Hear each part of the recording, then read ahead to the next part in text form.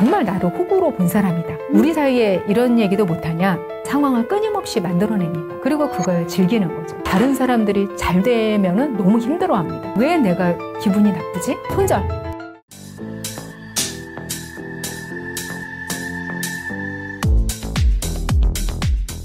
네, 안녕하세요. 뷰인사이드 시청자 여러분. 저는 책을 쓰는 작가 남인숙입니다. 관계를 통해서 좀 더 나은 삶의 질을 누릴 수 있는 방법을 안내하고 있는데요. 이번에 마음을 가지런이라는 심리 에세이를 새로 냈습니다.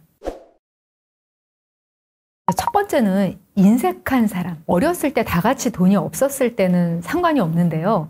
나이 들어서 이제는 웬만큼 자기 몫을 하는 사람으로 나이 들어가고 있잖아요. 그런데도 불구하고 너무 돈에 인색하게 구는 사람들. 그런 사람들은 다른 면에서도 인색할 가능성이 높거든요. 그렇게 관대하거나 다른 사람을 배려하지 않을 가능성이 높습니다. 그렇기 때문에 지나치게 인색한 사람. 이 사람들은 거리를 두어야 될 사람, 1순위로 두는 게 여러모로 좋을 것 같습니다. 그리고 부정적인 사람, 이런 사람들은 이제는 멀리 하실 때가 되었습니다. 그 부정적인 말을 계속하고 앞날에 대해서 너무 비관적으로만 보고 같은 상황이라고 해도 뭔가 나쁜 면으로만 해석을 하고 그리고 푸념이 많고 또 그런 이야기를 남을 붙잡고 너무 많이 하는 종류의 사람. 이런 사람들은요, 정말 나쁜 에너지를 끊임없이 주입을 하기 마련입니다. 그렇게 불평불만이 많은 사람들은요, 항상 같이 우울한 기분을 느끼게 만드는 그런 경향이 있거든요. 실제로 사업을 하거나 자기개발적인 노력을 많이 하시는 분들, 그렇게 인생을 좀 나아지게 하는데 적극적인 활동을 하시는 분들 있으시거든요. 그런 분들은 가장 먼저 하는 일이 부정적인 사람과 거리를 두는 거. 이걸 가장 먼저 하십니다. 똑같은 일을 하려고 해도 이 사람은 잘 될 거야. 그 일 굉장히 전망이 있는 일이네. 네가 하면 잘할 것 같아. 이런 식으로 긍정적인 이야기를 해줍니다. 그런데 부정적인 사람은 야, 그거 누가 해서 망했대. 이 사람이 그거 해서 망해가지고 어디 쫓겨났대. 이런 식의 나쁜 데이터만 가지고 와서 이야기를 합니다. 우리 주변에는요, 실패의 사례가 당연히 더 많습니다. 왜냐하면 그 실패라는 과정을 통해서 최종적으로 어떤 성공의 결과를 낳는 거거든요. 실패는요, 결과가 아니라 과정이에요. 당연히 많은 건데 그걸 데이터로 들고 와서 당신이 실패할 증거다. 이렇게 이야기하는 사람들이 있다면 이게 굉장히 문제가 뭐냐면은 팩트는 팩트라는 거예요. 누군가가 그거에서 성공을 하지 못한 거는 팩트인데 그게 나한테도 그러리라는 법이 없는데 그 사람이 그럴 거라는 암시를 나한테 자꾸 주는 거죠. 그렇게 나쁜 영향, 그런 것들을 내 무의식에 자꾸만 집어넣어주는 사람한테만 둘러싸여서 살면은요, 그 삶은요, 위로 올라가지 못합니다. 여기서 제가 위로 올라가는 삶이라고 표현하는 것은 반드시 물질적인 성공, 명예를 얻는다, 그런 걸 의미하는 게 아니에요. 항상 지금보다 더 나은 삶을 원하는 그런 사람들은요, 매일매일 성장하고 또 어제보다 나은 사람이 되고 또 만족감을 느끼는 삶을 삽니다. 그래서 우리는 성장을 해야 되는 건데요. 그 성장을 가로막는 사람들이 부정적인 사람들, 그리고요, 가장 중요한 게 이런 사람들은 정말 그냥 손절하십시오. 말을 함부로 하는 사람. 어렸을 때는요, 다른 사람의 마음이라든지 입장, 이런 걸 배려하지 못해요. 사실은 경험이 없기 때문에. 그런데 경험이 점점 쌓여 나가고 많은 사람들의 입장을 직접적으로 간접적으로 알게 되는 어른이 됐는데, 그리고 점점 나이 들어가고 있는데도 다른 사람의 기분을 배려하지 못하는 말을 함부로 하는 사람, 가깝다는 이유로 또 친하다는 이유로 너무 함부로 말하는 사람, 이런 사람들은 그냥 거리를 두시는 게 좋습니다. 어렸을 때부터 친구였는데 서열이 좀 달랐어. 이 친구가 나보다 잘나서 많은 걸 가르쳐 주기도 하고 내가 좀 뭘 모를 때 이끌어 주기도 하는 그런 친구였어. 근데 나이가 들어서 이제 실질적인 입장이 뒤바뀌었는데도 그 태도를 계속 유지하는 거예요. 야, 너 왜 이렇게 바보 같냐? 이런 식의 이야기를 한다? 그런 친구는 굉장히 인생에 나쁜 영향을 끼칩니다. 예전에 어렸을 때 가까운 친구가 있었어요, 저한테도. 근데 그 친구도 똑똑하고 그런 친구기는 했는데 이제 어른이 되어서 같이 대화를 나눌 때였어요. 그 친구는 야구를 좋아하고 저는 야구에 관심이 없었어요.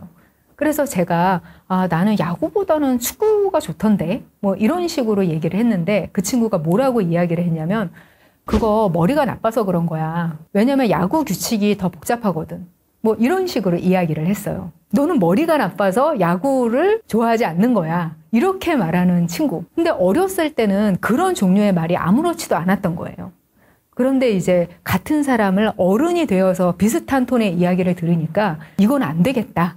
좀 그런 생각이 들더라고요. 어렸을 때는 또 젊었을 때는 괜찮았던 것들이 점점 불편해지는 시기가 옵니다. 그럴 때는 이제는 앞으로 그런 식으로 말하지 말라는 신호를 주셔야 되고요. 변하지 않고 네가 그걸 꼬아서 듣는 거야. 우리 사이에 이런 얘기도 못하냐. 이런 식으로 반응하는 사람이라면 반드시 멀어져야 할 관계입니다. 사실 우리 마음 안에는 다 조금씩은 이런 것들이 있습니다.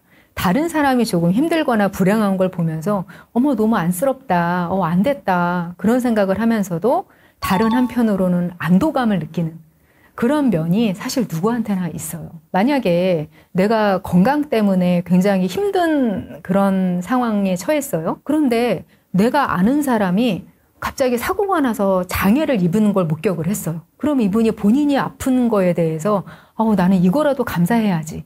이렇게 생각하는 거 그렇게 드문 일은 아니거든요. 이런 것들이 사실 더 정도가 심한 사람들이 있는데요. 이런 것들이 굉장히 확대되어서 많이 적용을 하는 사람, 이런 사람은 해롭습니다. 우리는 그거를 나르시시스트 이렇게 부르거든요. 다른 사람의 불행과 힘듦 이런 것들을 목격하고 또 그렇게 만들면서 나의 만족감을 채우는 사람, 그런 사람들이 나르시시스트인데요. 우리가 뭐 심리학에서는 인구의 한 3% 정도 된다. 이렇게 통계가 일단은 나와 있습니다. 그런데 그것은 병원으로 직접 가서 테스트를 받아서 진단을 받은 사람의 통계가 그렇다는 거고요. 이런 사람은 보통 나르시시스트인 그 가족 때문에 우울증이 온 가족, 그런 사람들이 병원에 데리고 가서 이 결과를 얻은 거예요. 그러면 그렇게 드러나지 않는 사람들은 훨씬 더 많겠죠. 우리 주변에는 그런 성향을 가진 사람들이 굉장히 많고요. 나도 그 먹잇감이 될 가능성이 아주 높습니다. 관계에서 가장 위험하기 때문에 조심하셔야 되는데요. 그런 사람을 알아보시는 방법, 직관적인 게 하나가 있습니다. 그 사람을 만나고 돌아왔을 때 집에 와서 내 기분이 어떤가, 이걸 한번 관찰을 해보세요. 그 앞에서 만날 때는 굉장히 재미있게 좋은 시간을 보내고 왔습니다. 나한테 친절하기도 해요.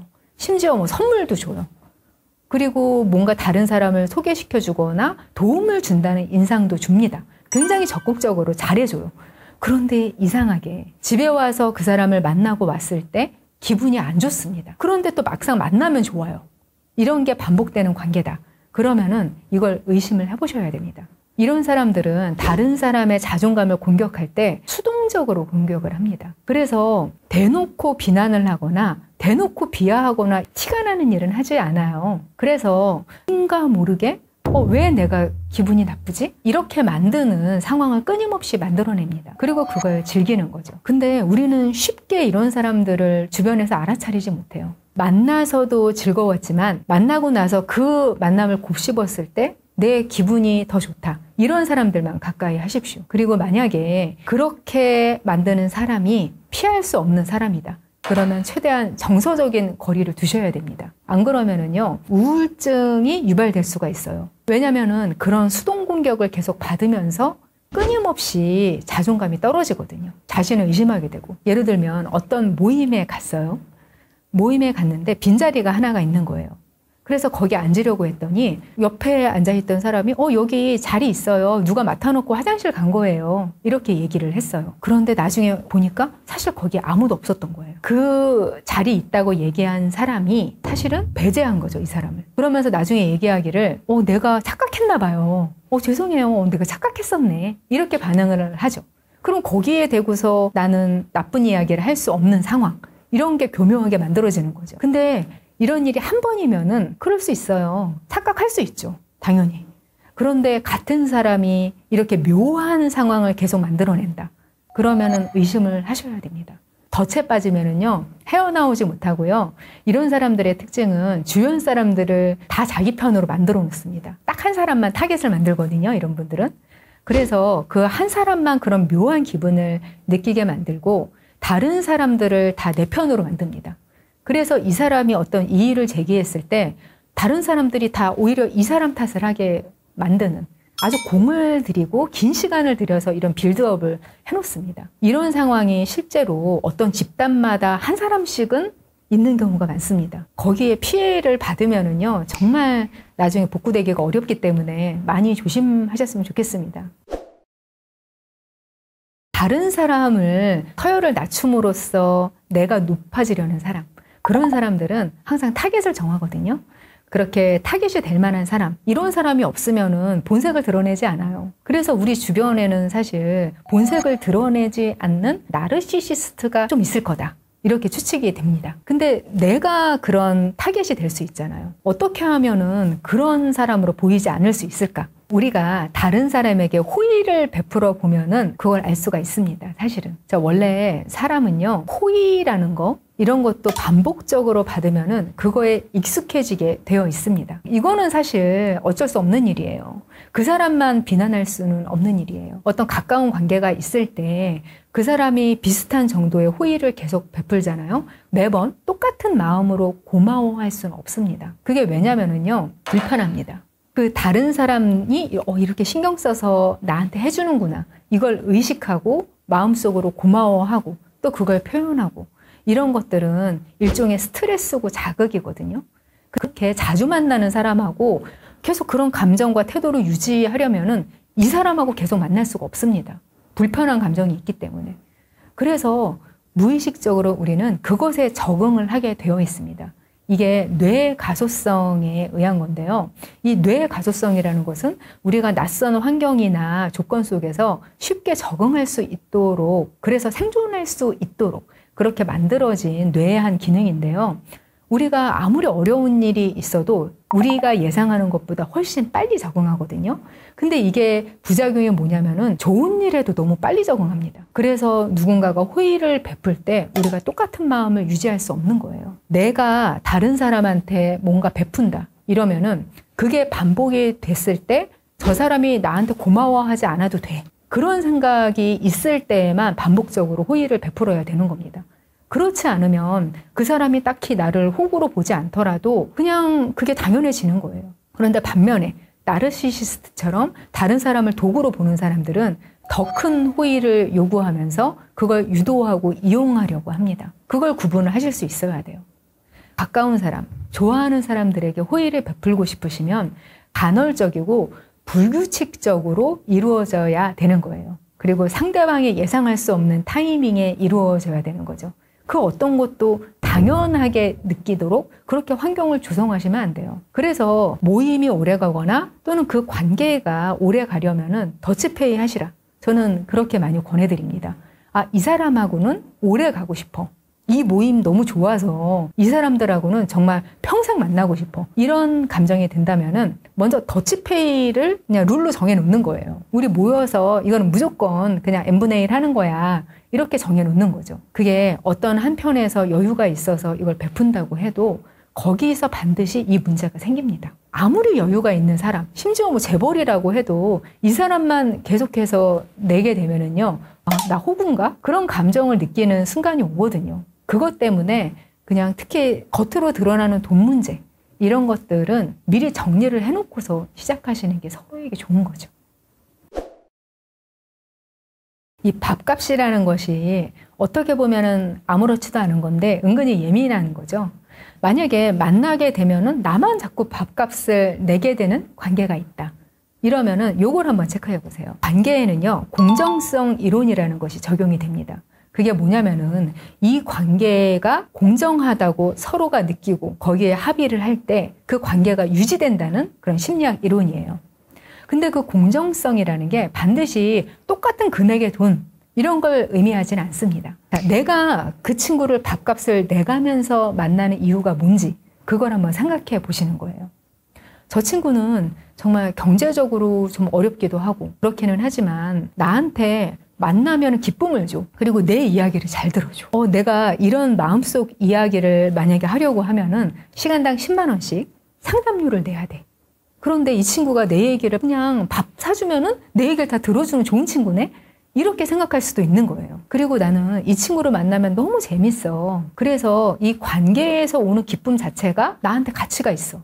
이 기쁨을 만약에 밖에서 돈 주고 누리려면은 훨씬 더 많은 돈을 써야 돼. 이거는 긍정적인 종류의 계산이죠. 이 관계가 얼마나 공정한지를 무형적인 가치, 또 유형적인 가치를 같이 고려해서 한번 생각해 보시는 거예요. 내가 밥값을 낸다고 해서 이 관계가 그렇게 손해나는 관계는 아니다. 그렇게 생각을 할 수도 있는 거죠. 그러면은 그 가치가 있다고 공정성 이론이 이 관계에서 적용된다. 이렇게 본인이 느끼시면 그냥 밥값을 내면서 만나면 되시는 거예요. 그런데 만약에 이거 공정하지 않은 것 같아. 그 정도로 내가 이 친구한테 무형의 것을 받지는 않는 관계야. 그렇게 생각이 드신다면 그때서부터 다시 기준을 새로 세우셔야죠. 내가 지금까지 하고는 사정이 달라져서 이제 우리 만나면은 각자 내는 걸로 이렇게 바꿔야 될 것 같아. 이렇게 제안을 하시는 거예요. 그러면 분명히 껄끄러울 겁니다. 껄끄럽죠. 근데 만약에 이게 관계가 이어질 만한 관계다. 그러면은 그 껄끄러운 고비를 넘기고 서로 더치페이 하면서 만나는 관계가 지속이 될 거예요. 그러면은 더 이상 그런 마음속에 문제가 내 안에서 일어나지 않겠죠. 그런데 이 사람이 정말 나를 호구로 본 사람이다. 밥을 얻어먹으려고 만났다. 그런 사람이면은 그 이야기를 함과 동시에 이 사람은 알아서 정리가 될 거예요. 본인이 더 이상 연락을 안 하고 만나주지 않겠죠. 그러면은 나는 이 공정하지 않은 관계에서 저절로 벗어나게 되는 거예요. 이게 예전에는 기준이 좀 달랐습니다.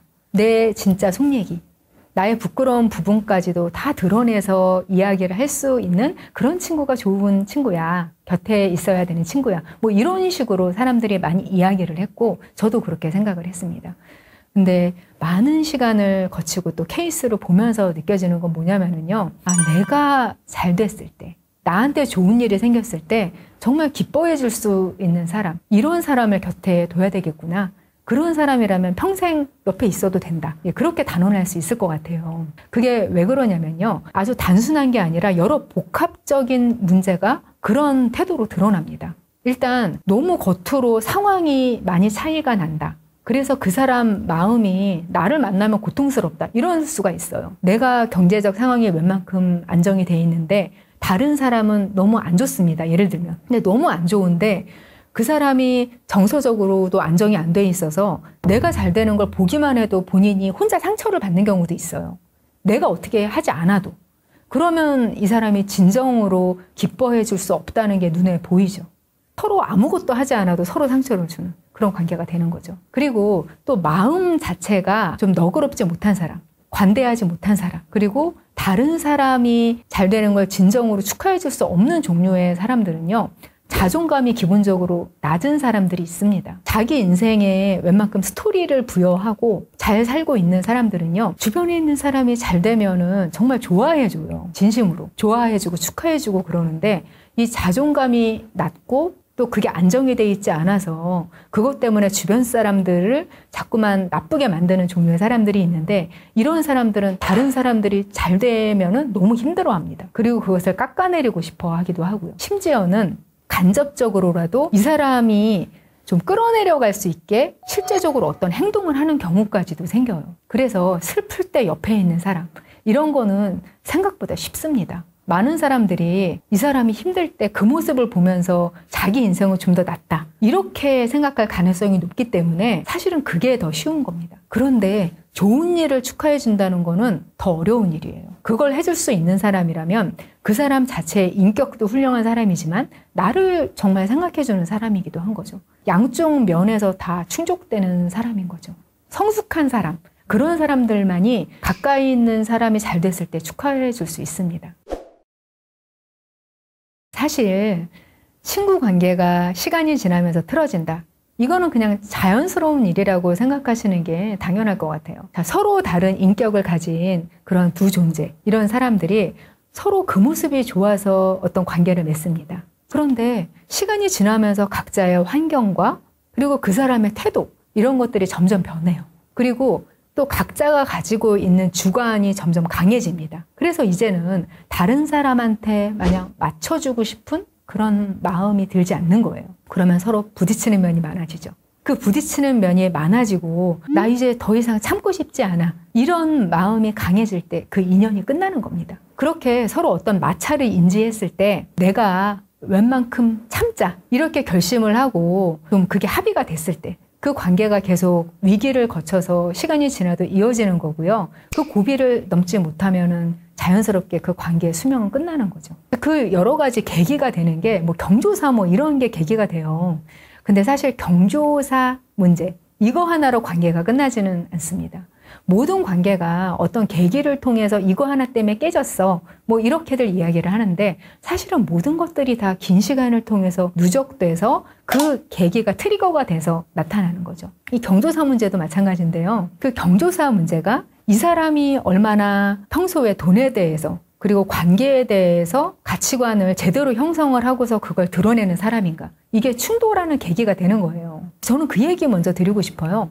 누군가가 먼저 경조사비를 받는다. 그러면은 그 사람은 액수라든지 뭐 그런 거에 대해서 평가를 하면 안 돼요. 한 사람이 먼저 결혼을 했어요. 친구 사이에. 근데 친한 친구인데 5만 원밖에 안 했어. 쟤는 나를 진정한 친구로 생각하지 않았나 봐. 손절. 뭐 이런 식으로 생각하시는 거 정말 많이 봤거든요. 그런데 그 사람 입장에서는 본인이 나중에 결혼을 안 할 수도 있어요. 그리고 나중에 본인이 결혼할 때 이 친구 관계가 없을 수도 있습니다. 그리고 주변에서 그런 것도 많이 목격을 했을 거예요. 내가 돌려받지 않을 수 있는 리스크를 감수하고 먼저 그 경조사비를 낸 거예요. 그런 거에 대해서는 평가를 하면 안 됩니다. 그 사람은 시간과 관심과 노력을 가지고 그리고 땅 파면 절대 나오지 않는 그 소중한 5만 원. 그걸 먼저 나를 위해서 준 거예요. 그렇기 때문에 그걸 평가를 해서는 안 되고요. 나중에 만약에 5만 원 때문에 섭섭한 마음이 든다? 그러면 그분이 결혼할 때 그냥 5만 원 해주시면 되잖아요.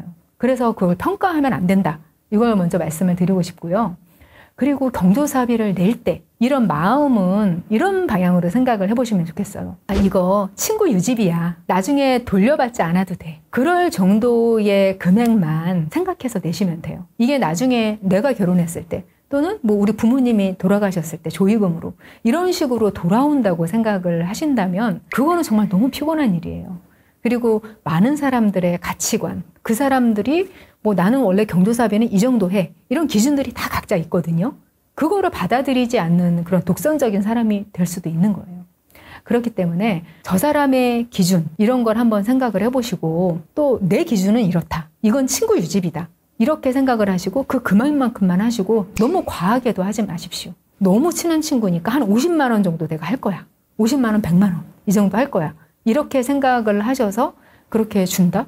그러면은 이 관계가 나중에 굉장히 껄끄러워집니다. 어떤 일이 생기냐면은요. 원래 처음에 받는 사람들이 정말 100% 받습니다. 그렇게 되어 있어요. 뭐든지. 서로 챙겨주기로 했을 때. 그 관계나 상황이 어떻게 변할지 모르는데 특히 결혼을 하고 나면 여윳돈으로 뭐 100만 원을 한다? 친구가 결혼을 해서?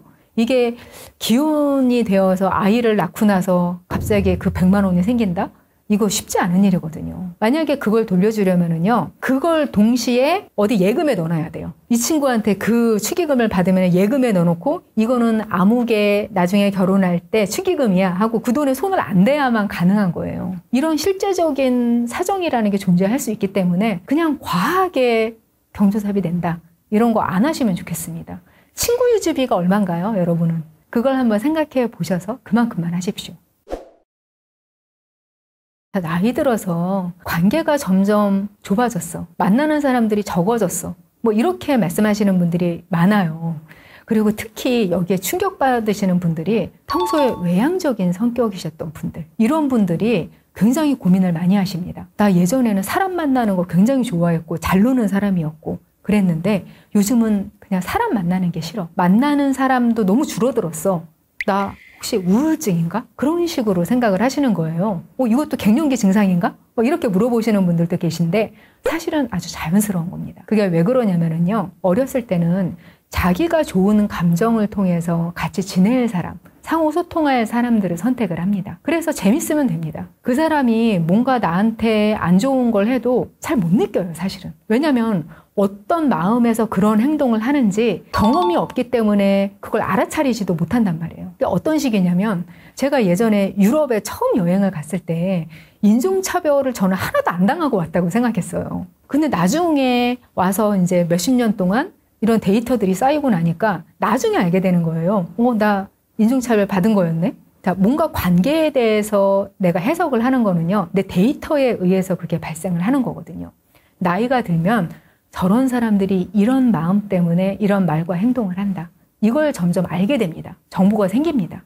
그렇기 때문에 저 사람이 똑같은 말을 해도 20살 때 같은 말을 했을 때와 40살이 돼서 같은 사람이 나한테 이야기를 할 때 받아들이는 감정이 완전히 달라집니다. 그래서 더 피곤해집니다. 그리고 반대 입장이 되면은 저 사람이 이런 말을 하면 기분 나빠할 수도 있지. 그런 얘기 함부로 하면 안 되지. 뭐 이런 식으로 나도 알게 돼요. 그래서 한 번 더 정신 차리고 조금 더 긴장을 해서 사람들을 만나게 됩니다. 그러면 어떻게 될까요? 사람 만났을 때 어렸을 때보다 피곤해집니다. 그러면 예전에는 매일매일 사람들을 만나서 같이 놀았어요. 수다 떠는 거 좋아했어요. 근데 이제 나이가 들면은 매일매일은 힘들어요. 왜냐면 한 번 만나서 쓰는 에너지가 이제 너무 많아졌어요. 우리 AI가 그 데이터 센터에서 어마어마한 그 에너지를 쓰죠. 그 열 때문에 식히기 위해서 냉각수도 어마어마하게 많이 들죠. 우리 뇌가 사실은 인공지능이 우리 뇌를 흉내내서 만든 거잖아요. 정말 엄청난 에너지를 씁니다. 근데 사람 만날 때 나이 들면서 점점 더 많은 에너지를 나이 들수록 더 많이 쓰고 있는 거예요. 인공지능 돌리고 있는 거죠. 자연지능, 인공지능처럼. 그러니까 당연히 힘들고요. 조금 만나고 싶은 것도 맞습니다. 이럴 때 우리가 조심해야 될 거는 뭐냐면요. 그렇다고 해서 관계에서 단절되면 안 된다는 겁니다. 왜냐하면 우리는 관계를 통해서만 충족감을 느낄 수 있고요. 이 관계에서 만족감을 느끼고 다른 사람들과 나 잘 지내는 사람이야. 이런 감정을 스스로 느낄 때만 우리는 행복을 느끼게 되어 있습니다. 그런 감정을 못 느끼면은 기본적으로 자신이 행복한 사람이라고 우리가 생각할 수 없어요. 근데 그거 힘든 경험을 몇 번 하고 나서 완전히 모든 관계들을 차단을 해서 관계들이 다 사라지잖아요. 그러면 그때 아주 인생에 큰 고비를 맞게 됩니다. 여기서 우리가 이런 감정을 느낄 때 해야 될 일은 뭐냐면요. 사람들을 가끔만 만나는 겁니다. 가끔만 만나고요. 그리고 여러 종류의 만나는 그룹을 만들어 두시는 거예요. 그러니까 투자할 때 우리가 몰빵하면 안 되죠. 아무리 뭐 유망한 그런 종목이라고 해도 거기에다가 정말 큰 금액을 하나 몰아넣는 거. 이거는 정말 위험한 일이에요. 근데 관계도 마찬가지입니다. 내가 정말 좋아하는 친구가 있어. 평생 동안 나는 얘랑 같이 늙어 죽을 거야. 이렇게 생각한 친구나 아니면은 그런 무리가 있어요. 거기만 내 감정과 생활과 그런 모든 것들을 다 몰아넣잖아요. 그러면은 두 가지 부작용이 있는데 그 관계에서 내가 예민해집니다. 그리고 그 관계의 수명이 끝났을 때 너무나 많은 타격을 입습니다. 그래서 나이가 들수록 너무 깊지 않은 관계, 그런 것들을 여러 갈래로 분산시켜서 그냥 그 사람들을 가끔 만나는 거예요. 대부분의 심리학자들과 또 이렇게 정신과 의사분들이 공통적으로 하시는 이야기들이 있어요. 진정한 친구 한 명이 있는 사람, 1년에 한 번 만나는 사람이 10명 있는 사람. 이렇게 두 사람이 있을 때 누가 더 정신적으로 건강할까? 이렇게 질문을 던지면은 과거에는 첫 번째 사람이 더 잘하고 있는 거라고 우리는 그렇게 생각을 했어요. 근데 실제적으로는 정서적으로 건강한 사람은 그냥 1년에 한 번 만나는 사람이 10명 있는 사람. 그 사람이 훨씬 더 건강하다는 겁니다. 우리는 우리의 그 관계 충족, 그런 감정을 느끼기 위해서 그렇게까지 밀착된 관계를 필요로 하지 않는 겁니다. 사람들이 뭔가 굉장히 뭐 밀착된 관계가 필요해. 나 반드시 영혼의 친구 있어야 돼. 아니면은 반드시 뭐 여자친구, 남자친구 뭐 있어야 돼. 연애를 해야 돼. 이렇게 너무 목말라 하면서 간절하게 원하시는 분들이 있잖아요. 그런 분들은요, 그 관계의 갈래가 좁은 분들이 많아요. 그냥 여러 관계를 유지하다 보면 자연스럽게 그 관계가 내 삶 안으로 들어오는 거지. 내가 그걸 이렇게 추구한다고 해서 생기는 게 아니거든요. 많은 분들이 항상 누군가가 좋다는 감정을 느낄 때 그때 가장 먼저 하는 생각이 나는 이 사람하고 끝까지 갈 거야. 이렇게 얘기를 하시는데 저는 이걸 좀 수정을 하고 싶어요. 저도 좋은 사람을 보면은 그 비슷한 감정을 느끼는데 끝까지 함께 할 수 있게 내가 노력할 거야. 내가 노력을 할 만한 사람이야. 여기까지만 생각을 합니다. 사실 관계에는 유통기한이라는 게 존재합니다. 너무 많이 만나거나 또는 서로 상호작용을 너무 밀접하고 깊게 하잖아요. 그러면은 그 사람의 한계를 더 빨리 만나게 되거든요. 그렇기 때문에 우리는 적당한 빈도와 적당한 깊이 그렇게 유지를 할 때 그 사람하고 오히려 더 오래 갈 수가 있습니다. 의외로 나이가 들수록 관계는 더 소중해집니다. 우리가 체감하는 것과는 달라요. 보통 나이가 들어가면은 인간관계 다 소용없어. 돈이 최고야. 뭐 이렇게 말씀하시는 분들 많으신데 관계에서 충족감을 느끼지 못하기 때문에 그렇게 말씀하시는 거거든요. 관계를 소중히 여기시고 현명하게 관리하셔서 행복한 시간을 하루하루 보내시는 시청자분들이시면 좋겠습니다. 뷰 인사이드였습니다.